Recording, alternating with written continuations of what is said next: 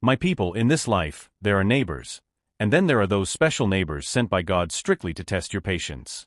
If you've ever lived in a compound where everybody minds everybody's business except their own, then you already know the type I'm talking about. It all started on a Saturday morning. I was inside my house, minding my peaceful single-man business, preparing to cook the only thing left in my kitchen, into me with attitude, when I heard a knock on my door. Not ordinary knock, oh. This one sounded like somebody knocking with hunger, frustration, and village people combined. When I opened the door, there he was, Brother Emma.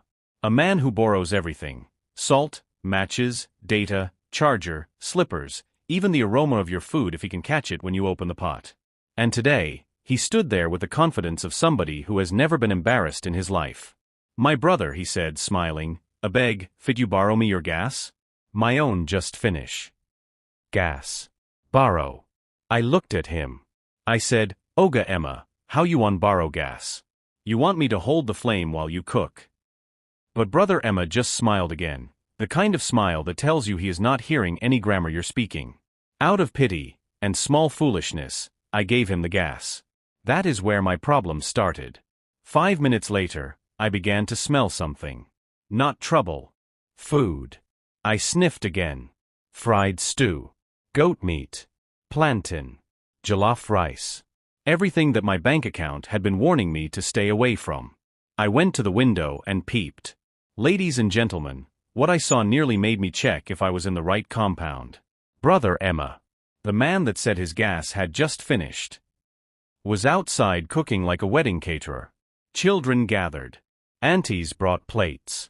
Even the landlord was smiling like he was invited for a presidential dinner. And my gas was there, suffering, sweating, burning, working overtime like it was employed by the federal government. I stepped outside. "Brother Emma," I called, "is that not my gas you're using?" He held his frying spoon like a pastor holding microphone. "Oh, my brother, no vex. I just fry small stew." Small stew. But the stew was inside bucket. Before I could even respond, the landlord shouted, "On. My tenant.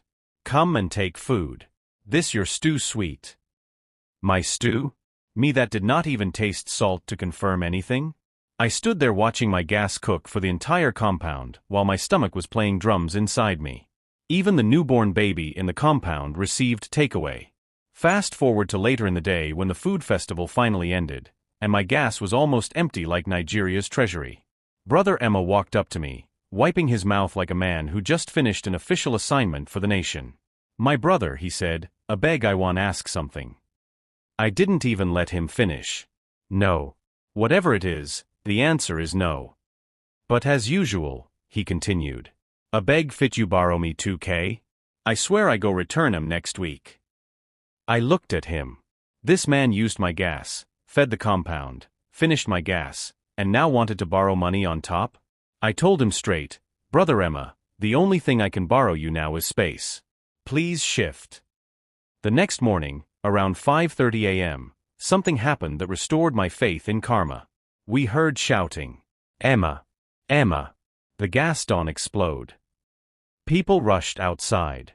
Me too, I rushed. Not because I was concerned, but because human beings love gist. But guess what? It wasn't my gas that exploded. It was his old, leaking, rusty, ancestral cylinder. Nothing serious happened, just noise and embarrassment, but it was enough for him to calm down. The whole compound learned a lesson that day. Do not use your neighbor's blessing to oppress your neighbor. Later that week, he returned my gas. Empty. Completely empty. Dry like Sahara Desert. I just smiled, because in this life when you have a neighbor like Brother Emma, you don't need Netflix. You already have free entertainment. 1 week after the gas incident, I was enjoying a peaceful Saturday morning. For the first time in months, NEPA blessed us with steady light. I was inside, ironing my clothes like a responsible adult, when I heard another knock on my door. My heart froze. Only one man in this compound knocks like he's trying to confirm whether you're alive or pretending. I opened the door slowly, and there he was again. Brother Emma. Smiling. Confident. Suspiciously friendly. "My brother," he said, rubbing his hands like somebody about to introduce problem with Bluetooth connection. beg I want to discuss small business opportunity with you. That was the moment I knew I was not safe. Because when a man who cannot maintain his own gas brings you business ideas, something is already wrong spiritually. I asked him, Emma, what business? He said, my brother, we go sell food. I blinked. He continued, CN, people like my cooking. That day we used your gas, everybody chop well. So I don't start small food business. And you? He pointed at me.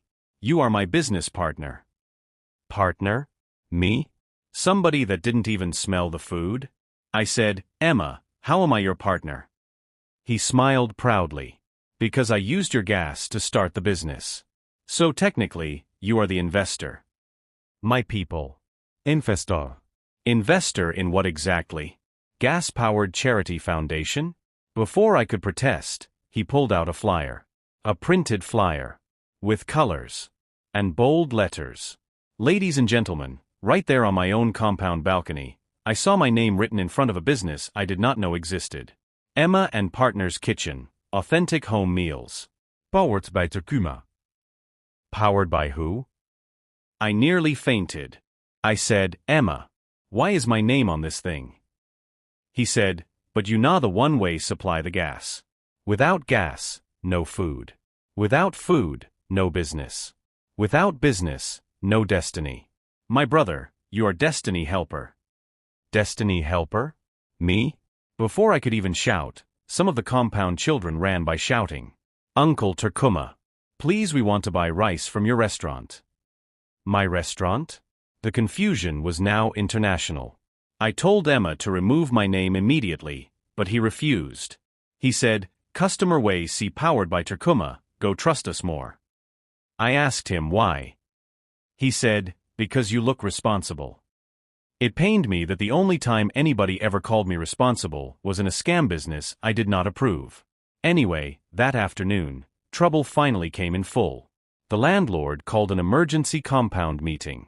When the landlord calls emergency meeting in Nigeria, it's usually two things. 1. Somebody broke a rule. 2. Rent is about to go up. But no. Today was special. He held up the same flyer. Who printed this? He asked. Before I could speak, Emma raised his hand proudly. Nami, sir. And this is my business partner. He pointed at me like I was foreign investor from Dubai. The landlord turned to me.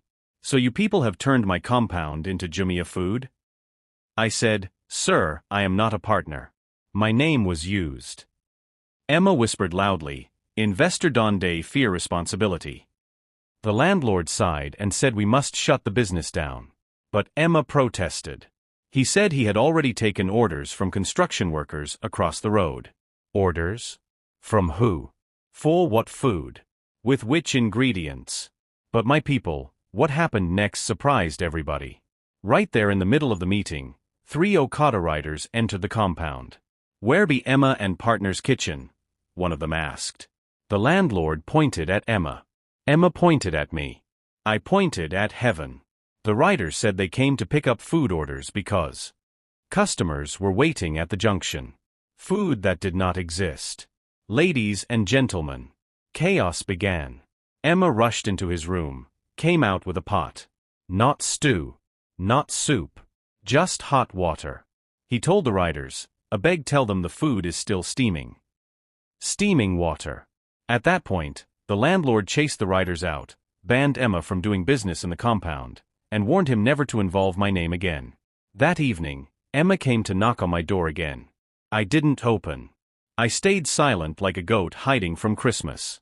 He said through the door, my brother no vex. I go remove your name.